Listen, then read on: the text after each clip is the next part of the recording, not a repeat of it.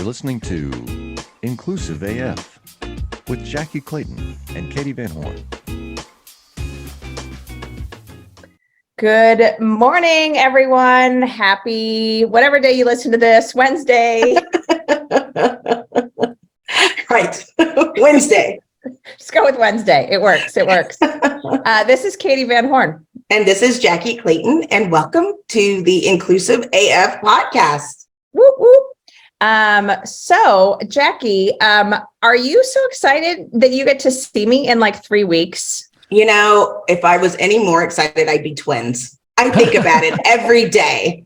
Yeah. So for all of those, you all know we've been talking about WorkHuman on all of our socials. We've been talking about it on different podcasts, and we're again talking about it today with another guest and another speaker from WorkHuman. But I just want to reiterate that this is like our what would you call it? Like our Super Bowl of HR? Like what would you consider Right. it? I was going to say, it's like our, Coachella. Coachella. It's Coachella. It's fully Coachella like Coachella. for HR. It's like Burning Man, but no. No, we're not going down the Burning Man route. Sorry. Although now Coachella, all that makes me think about is the whole Scandival situation. So, which we have to get into at some point. Very important stuff going on in reality television right now. But alas, we have an awesome speaker or a guest with us today, and he's going to be speaking at the WorkHuman conference. So I'm going to turn it over to Enrique Rubiio. Enrique, welcome. Would love for you to share a little bit about yourself and all that good stuff. Yeah, absolutely. Well, thank you so much for inviting me to be part of your podcast. And I am equally excited to be speaking at the Coachella of HR in San Diego. So I hope those of you who are tuning in and listening to this in our future, we're recording this, so you're in the future for us. I hope you join us in San Diego for the amazing WorkHuman Live conference. It's going to be, I think actually it's going to be my second or third in-person events since the pandemic started. And it's exciting. I've been putting so many things online, so many virtual events. And I'm like, I like doing this, but I also need a little bit of people, like just like, talk to a couple of people in person every now and then works, right? So anyway, thank you for inviting me. My name is Enrique Rubiio. I am the founder of a global learning community of HR people called Hacking HR. And we talk a lot about HR in the now, the future of HR, and the exciting possibilities and opportunities that we have ahead of us. So thank you both for inviting me. Of course. So Enrique, before we go any further, I want, so for those of you who are just listening and not watching this on YouTube, Enrique has quite the collection of photos behind him on his Zoom background. Enrique, where are you sitting currently? Where are you right now in the world? I live in what I consider to be the best place in the world, which is Flagstaff, Arizona. And to me, I have lived in so many different cities and different places, and I found the place for me. This is the most incredible city that I've ever experienced in my life. So for those of you who are tuning in, watching, or listening, we are about an hour and a half away from the Grand Canyon, actually an hour and 10 minutes if you go a little bit over the speed limit in the highway. And, an hour and 10, an hour and 15, we are just 40 minutes north from Sedona, a couple of hours and a half north from Phoenix. But this place is just incredible. So I found, I draw a lot of joy and happiness from the outdoor. And this place is designed for that. This place is to get you close to the out. We are in the outdoor. Flagstaff is in the largest ponderosa pine forest in the world. So it's an incredible place. Yeah. Listen, I knew you weren't in Waco when you said the most wonderful place ever of all time. But I have to tell you, I lived in Tempe. And I remember being like, it's so hot. I don't know what I'm going to do. I don't think I can live here. And they're like, let's go to Flagstaff. And I was like, that doesn't even make sense. It's like 10 minutes away or whatever. And then I was like, like this is happening. How is this happening in the same place? And it is happening in the same place. It is a wonderful place. Yeah, Arizona is a world of contrasts, and Yes. if you go down to Phoenix in the summer, you can hit 120 degrees, even at 10 p.m. If you come to Flagstaff in the summer, days are 80 degrees, nights are 50 plus. So it's perfect. Weather-wise, it's not even humid, which I really despise, by the way. I don't despise a lot of things in life, but I despise humidity. And so I found happiness. And this is, actually part of our conversation, eventually, about people who are now working remotely and they found their most beloved places. And I fear that by removing them or forcing them to come back to an office, you're removing them from the place that gives them happiness. And when we talk about giving them happiness, we're talking about making them more healthy from a holistic perspective, physically, spiritually, mentally, and intellectually. We're taking them away from the places that give them energy and creativity. And that's quite a danger for workplaces. So if you're listening and you work in a workplace that is bringing people back to the office or forcing them back to the office, please think about this, because a lot of people move to other cities that they are really, really enjoying. So think about this. It's a high cost that you are going to be paying and a high price that you're forcing people to pay to force them back into a city where they don't want to be. I love that, because I do love Waco, Texas. I make fun of Waco, Texas, for obvious reasons. But the thing is, like, I find my happy here. I also know that it's not a big major city and I have to visit and travel and go to various places. And it's like, no, I like it because it's calmer here. Yeah. I know the situations, and I also can appreciate, even though I'm in a small town, because I work remote for a company where a lot of people are in Seattle, like what's going on within my community, I can really focus because it doesn't impact my work. Like, you realize there's people that may not take a stance or don't help the community. They're afraid to have their opinion or their point of view known because it'll affect their business, the bottom line. And I've noticed that a lot too, where it's like, not only can I do that, but you're also helping those communities where people have moved to those communities. And when people ask me, I'm like, I don't work here, but I spend my money here. Right. Yeah. So let's talk about that. That's an asset of having people and being able to find their happiness. I love that. Yeah. And, it's in a world of basically chaos where, chaos is the normal now, not peace and, easygoing things. It's just a world of chaos. The more anchors you remove away from people's lives, the more unstable, the more disruptive you are on them. And for some people, those anchors are, work, their social connections at work. For some of them, their anchors is family. And for some people, an anchor is also the place where they live, the community in which they live. And when you at the beginning of the pandemic, I remember a lot of people moving from New York or bigger cities, New York, San Francisco, LA, San Diego, to more rural states and towns like Arizona, Nevada, other places. And now they have found happiness in those places. If you remove them from there, you are removing an anchor from their lives. And therefore, you are impacting their mental health in ways that sometimes we can't even measure in the short term. We only see that in the long term. So I am hoping that this becomes a thinking point for business leaders who think that it's all about working from an office, or it's all about bringing people back to the office. That's the bottom line to me. So I'm hoping that we continue to have some level of flexibility, so to speak. Yeah, I think that's the piece that is so critical, because I think for myself included, and Jackye knows this, right now in Arizona, it's like beautiful weather in the morning. So the hiking has been happening left and right, which is amazing. We are getting to that point down in Phoenix, at least, where, when it's 80 degrees out, you can't really take the dogs out. And also the beautiful rattlesnakes are out to visit. So, you gotta keep an eye on things as you're hiking. But it has completely shifted just the way I'm actually getting work done. I feel like, because it is, I get to go in the mornings, kind of stretch your brain in that way. And as you said, just some of the most beautiful things that you're seeing. We've had a ton of rain here. I think so many folks have, where we're seeing these desert wildflowers and all of these other creatures that we just don't normally see because it is actually green out, and which is awesome.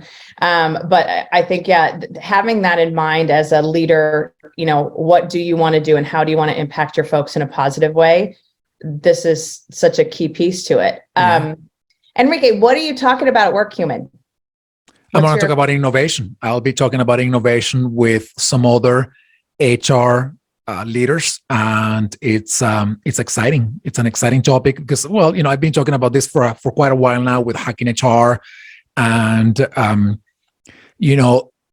there's a point when you talk so much about something and you don't necessarily see it happening, that you're like, well, am I on the right track here, or do I give up because these things are not happening? When the pandemic started, with all the horrors of the pandemic and all the tragedy with lost lives and families impacted, and the financial impact of the pandemic, I try to see some of the gifts, right? Some of what we call silver lining, right? And part of that is that we gave ourselves permission in the workplace and in HR to think, to be more open-minded, to ditch some of the paradigms and the orthodox about the way we were doing things. And we gave ourselves a little bit more permission to say, you know what? I don't have the answers, but what if we do this? What might happen if we do that? How about if we stayed open to these ideas?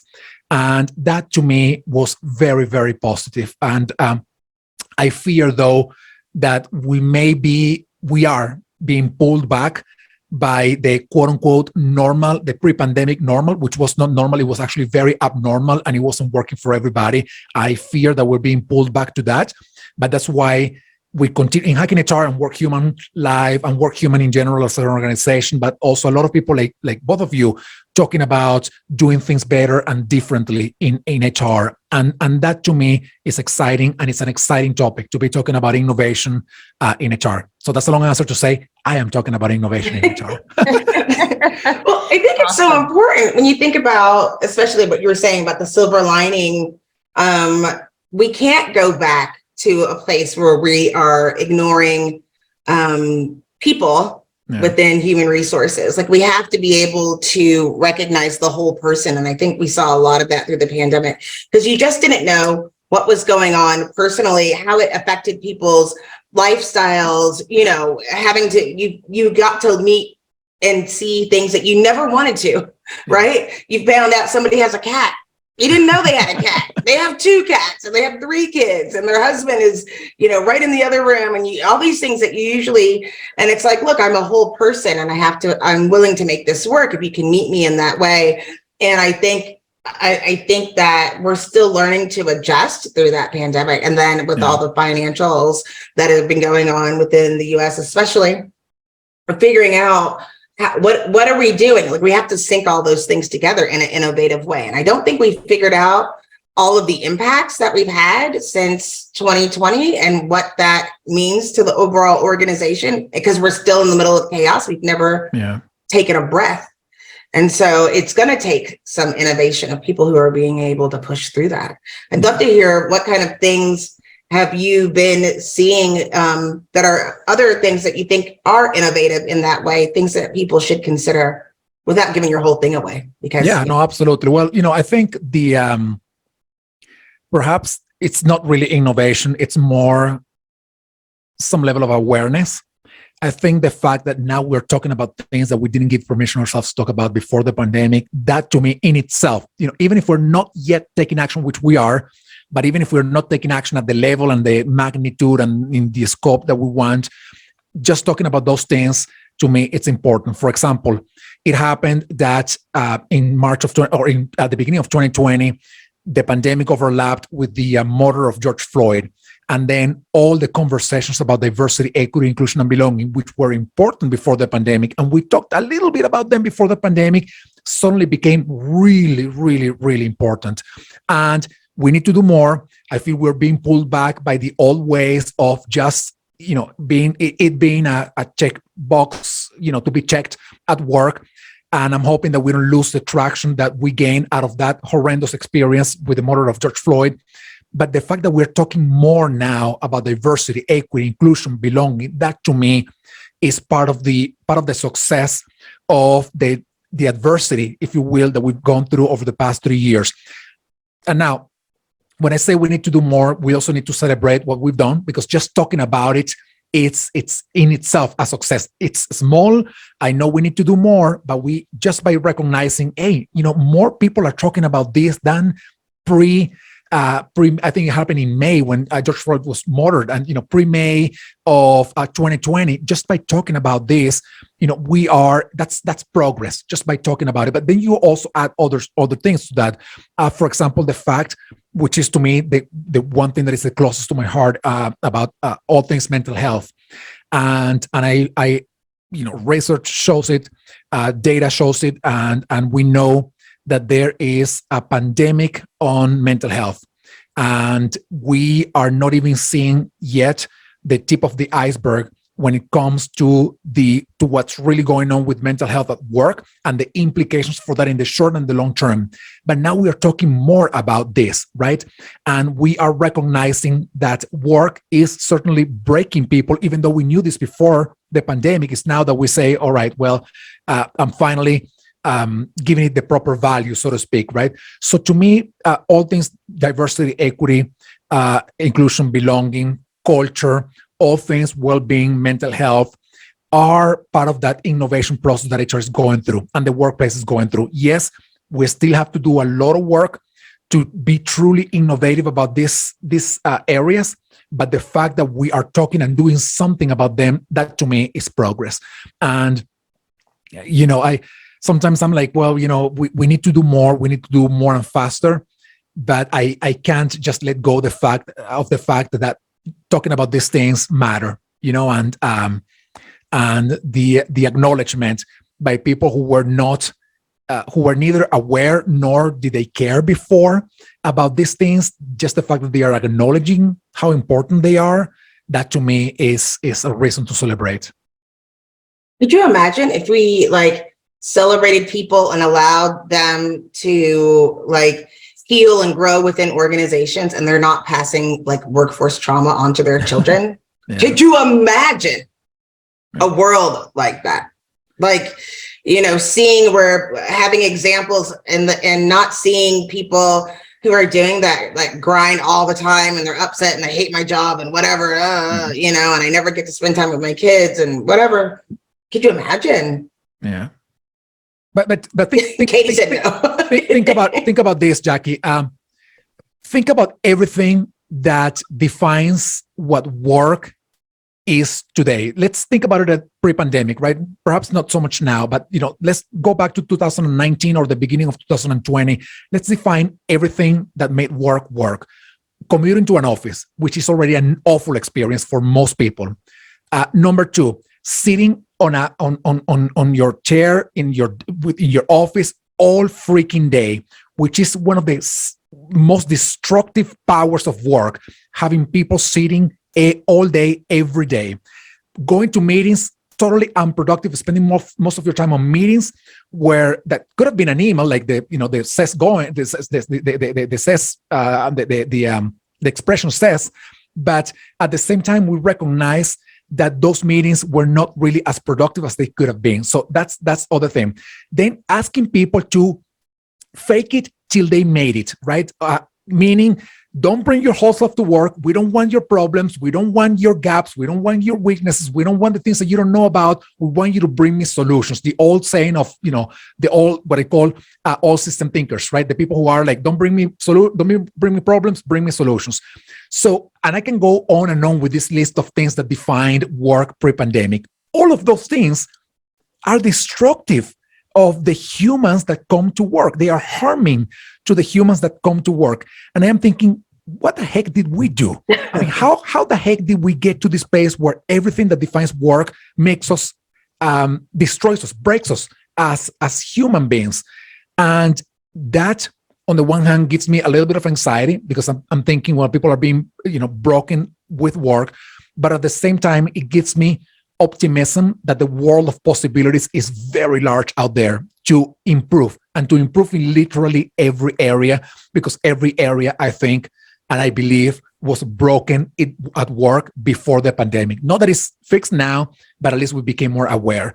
So yes, to your comment, Jackye, yeah, what if we allowed people to address more of their mental, emotional health at work? What if we allowed them to unleash their talents and their potential at work? What if we told them, you are safe here? Come with your gaps, man. You know what? We're going to work it out together, because those gaps are an opportunity for you to grow, but an opportunity for us to acknowledge what we are missing, what we should be doing better, instead of telling them, oh, Jackye, don't bring that that gap to work, because that's not what we hired you for. We hired you because we thought you had the answers. You don't have the answers, let's move on to the next person. And that is so damaging. So I am as aspiring and envisioning this, hopefully, becoming, fixing some of these issues and turning work to what I think it is, which in my view, work should be an outlet for the creative expression, for the potential of the person, right? And that can be done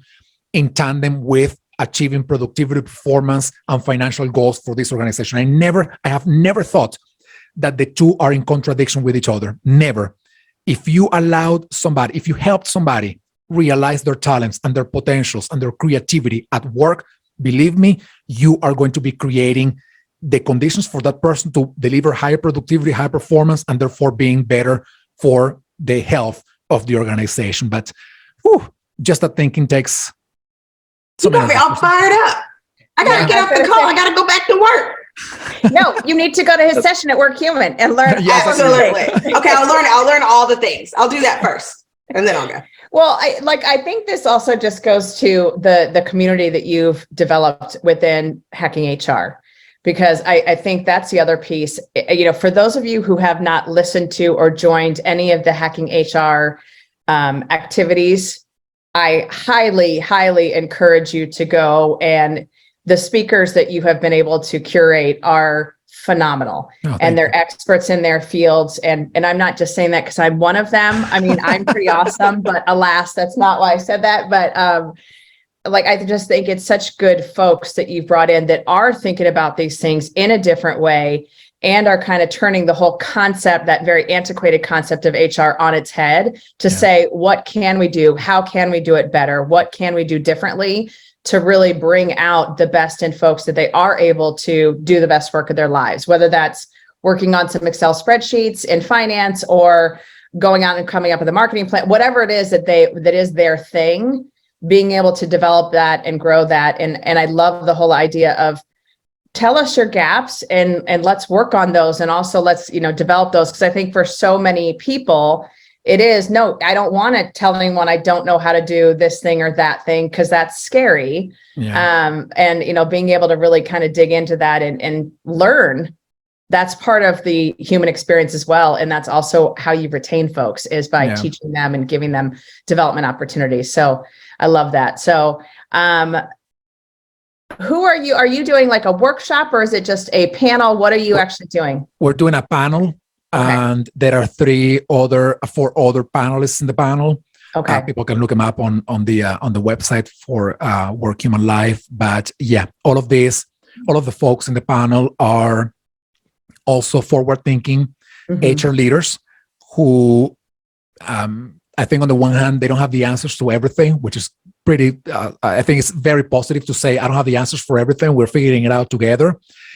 But they are inspired by the possibilities of HR. And I by the way, when I say this, I say it very intentionally, because what I mean by that is that when you look at the landscape of HR knowledge and skills, you find a lot of, quote unquote, experts, gurus, talking about this is the framework for HR of the future. These are the skills for HR of the future. This is the operational model for HR of the future.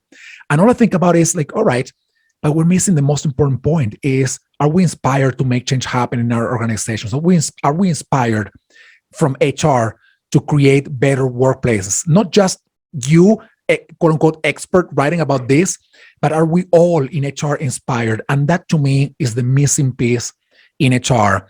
I feel that we put so much effort in the technicality of the work that we do that we are missing on what makes the most amount of change, which is us believing that we are that we are leaders capable of transforming our workplaces for the best. And then we figured out how we're going to do it, right? But if you have the tools, but you don't know how to use them, or you're not inspired to use them, they mean nothing. That's at the end of the day what happens. Those tools mean nothing. But if you're inspired and you say, you know what, I think that with the work that we do in HR, we can truly create better workplaces. We can truly create a better societies, better world. And now that I believe that, I am going to get on the bandwagon to learn how to make it happen. That to me is the sequence. And what we are going to be talking about, I am hoping that it's a little bit in that sequence, meaning the inspiration for HR to be the innovator or the facilitator of innovation in the organization. And then we go to the questions of how we do it. And when we don't know how to do it, what we would tell people is, you just have to figure it out. Talk to your people, listen to them, ask questions and figure it out. You don't have to have all the answers from the beginning. Now, you have to be inspired, though, to make this happen. And that, to me, is sort of the foundation of that panel that we're going to have, but also the foundation of what I actually do with the community of Hacking HR, which is, let's inspire HR people. Let's just give them some nuggets, some insights to inspire them. They like all of us, we're figuring it out. But it's about that inspiration to begin with. That, to me, is the beginning of the journey. And that's what I'm not seeing much in HR, by the way. And to me, it's concerning because I see all these models popping up every day. Oh, McKinsey, these are the skills for HR. Deloitte, these are the frameworks for HR. Ulrich or Bersin, all the other. I'm like, yeah, all right. Good for you guys. Keep doing all this work, but that's not going to make a difference. And it didn't make a difference, by the way.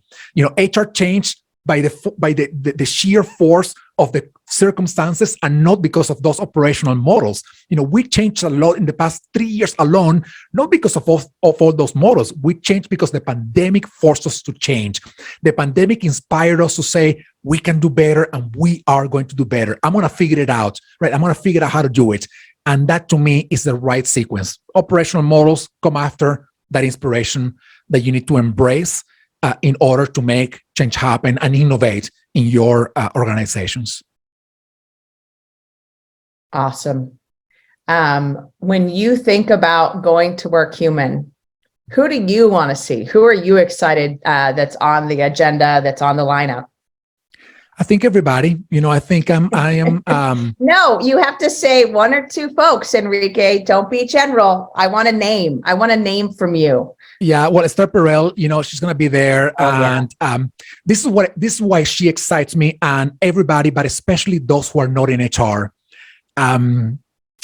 They excite me because they will help me think outside of my little cocoon of HR.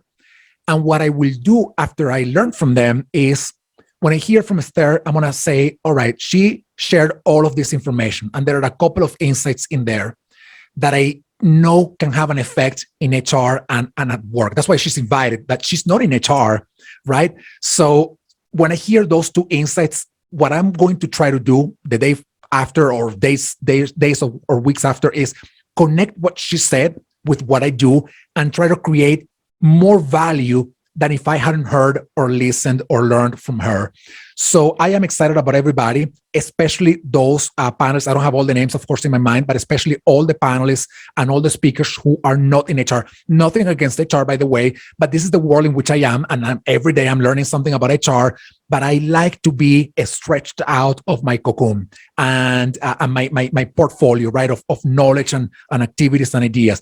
And the likes of Esther Perel, they are the ones that, for the most part, in me, they create that level of, whoa, look at that thing outside of my world that I can connect with my world and create something more beautiful than if I hadn't done or learned that one thing before. Yeah, I love that. And I think Esther Perel, she's always a favorite of mine. I've seen her speak a few times now. Yeah. She's done the Culture Amp conference as well. And I feel like she was at Work Human in the last year or two, but I can't remember when. So is this your first time going to Work Human? It is my first time going to Work Human. Yeah, nice. Yeah, I mean, I know about the event, and I know a lot of the the folks that always speak at the, not always, but that they are generally invited to speak at the event. But it's my first time going there. Yeah. Awesome. Yeah. You'll love it. Like we talk about how like some of the cool things that they do, and just some of the stuff that Jackye and I appreciate. And we've talked about this with some of the other folks that we've talked to about the conference, is they have like local artists come in and share their art, like, so last year they did a whole mural that a local artist in Nashville was able, not Nashville. Where were we? Atlanta. Yes. Okay. I'm like, wait a minute. It wasn't Nashville. That was weird. It was Atlanta. Yeah. Atlanta. And then also some local artists that had like t-shirts and other things. So like it's just a whole experience. Yeah. And it's such a good, I won't say like love fest, because that's like weird, but like it is like totally a thank you to HR folks. And it is, to your point, bringing in people that have nothing to do with HR, that just come with great ideas, innovative ideas that are like, hey, have you all thought about this? When you're talking about people, it's the people pieces that I think sometimes we forget about. And that day-to-day grind, as you mentioned, about, heads down, going to meeting to meeting. How are you actually bringing some of that stuff into play? And they have, they are bringing, I can't remember his name, the CEO of Pixar. And I just can't remember his name right now. And it's talking about people who are outside of HR, and particularly the panel that I'm going to be speaking at, the innovation panel. We're talking about one of the most creative and innovative companies in the world, with all the things that that can be better, blah blah blah. But this company truly cares for creativity, for innovation, and it's exciting to hear somebody tell us about how they go through that process. And I am hoping that his name, I think is Ed, or Ed Catmull, Dr. Ed Catmull. Yeah, Ed. I'm hoping that he talks about how you do that, especially if you have to do it in an environment of a lot of constraints, meaning how you remain creative, innovative. How do you take risks? How do you experiment with new ideas? How do you manage failure when you are in an environment of economic uncertainty, when you are in an environment of highly politicized, literally everything, and polarization? How do you put across, a message where, if you have the freaking Little Mermaid, in black, it's a problem, and how do you do those kinds of things, right? And that, to me, that message will, I'm hoping, resonate a lot with HR, because we have to maneuver the ins and outs of that kind of environment. So I'm super excited about that session as well. And thank you for letting me know that his name was Ed. Yeah. But I think you're right. And I'm really excited about that too, because there are some ways. And when you think about it, like when Pixar came on the scene, it was completely different than anything you've ever seen. And even though everyone thought they knew what animation looked like, and we can tell what's good or what's bad, right? Even though we have no idea how it works. But it was completely different than anything anybody's ever seen, and continued on that path. And so you have to imagine there's a lot of people saying no, right? Because it's not in the book of how you're supposed to do it. And I think that's kind of what you're speaking to within HR, is that we still look at, if you have your, certifications, and you have all of those little pieces, when you're doing your research and you're studying human resources, you're still going back to like learning from the 1970s or before.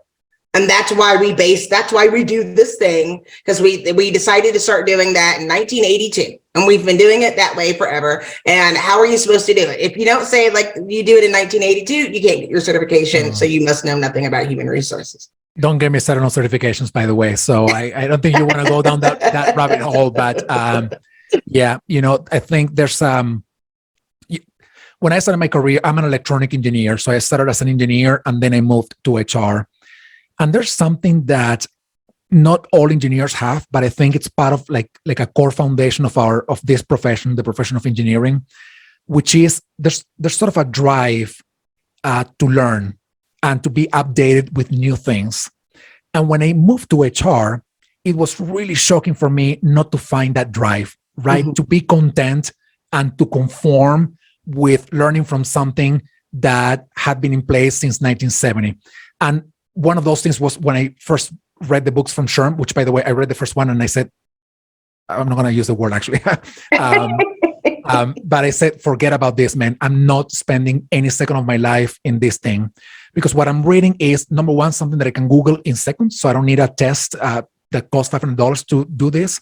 And number two, what I was reading about was things that we talked about, in the 70s, in the 80s. And to me, the analogy was, in engineering, if I was still using the concepts and the technology of the 1970s, I wouldn't be working on a computer. I would be working on a typewriter right now. And that was really shocking to me. So I found there's a lack of, I'm not saying that this is general for everybody in HR, but I found that to be very common, that lack of drive to learn new things. But the flip side of that was that the organizations that had been tasked or that we trusted, quote unquote, trusted to foster the innovation and the creativity and the drive in HR to learn things that were different, more creative and innovative. They were doing the same, like the Sherms of the world. They were doing the same things in the same ways that everybody, was doing it in the 1970s or 1980s. And I'm like, I'm not even going to look into these organizations because they are not what I think we should be doing. And that's what's shocking. And that's, actually when I created Hacking HR at the end of 2017, even the name, some people were asking me, why Hacking HR, right? Because they have never heard such a thing, in connection with HR. And there's another community, the Disrupt HR community, which I remember people, we started like a few years difference. They are like 2014 or 15, I don't remember. But even when they started, I remember people telling them like, Disrupt HR, what's that about? Why disrupt? What needs to be disrupted in HR if what we're doing is right? So once again, I go back to this idea of inspiration. It all leads me back to inspiration. You can read these certification books, which are, by the way, the same old stuff than you would have read decades ago. And that's not going to make you a better HR professional. That's, to me, the bottom line. Somebody asked me recently, whom I met in person, by the way, here in Flagstaff, which is kind of rare because it's a very small town. But I met with this person and she said to me, well, I have limited amount of money and limited amount of time to invest in a certification. Should I take the Sherm certification? And I said, no, you go and take an agility certification. You go and take a design thinking certification. You go and take a digital transformation certification. You go and spend that money in a course about ChatGPT. You go to learn about things that it's not that they are newer, it's that they are stretching you out of your comfort zone of HR, and they will make you better in HR. Even if those are not the things that you end up doing, they will make you better as an HR professional. Reading a book about the things that you already know, that's not going to move the needle forward. So I said that I wasn't going to say anything about this, and I ended up saying something about this. But I just can't miss the opportunity, to encourage people to say, not to ditch the old, because I believe in like tribes, like ancient tribes. They, the people who would go out to hunt or to fish or to collect the vegetables, they were the most able, stronger people in the community, but they would always sit at night listening to the elders about the stories and how they did things. That's a little bit about what we should be doing here, right? Listen to the elder concepts, right? Meaning, check out those books and listen and learn about how we did things in the past so that we don't repeat the same mistakes, but you got to embrace the new. You have to embrace the new. Absolutely. And I think in this time of constant change, like your example is great, that if you're not that the godfathers of, the Dave Ulrichs and the, Josh Bernstein, all of those folks, they have great stuff that they're doing and they have done for this community. But if you're only focused on that, you're totally stepping back into that more administrative and less strategic, less innovative space. And that's unfortunate. And I think there is just so much. I myself am a PHR certified person, but it was very similar to, what you're saying. It was, okay, I need that piece of paper because the job required that I did.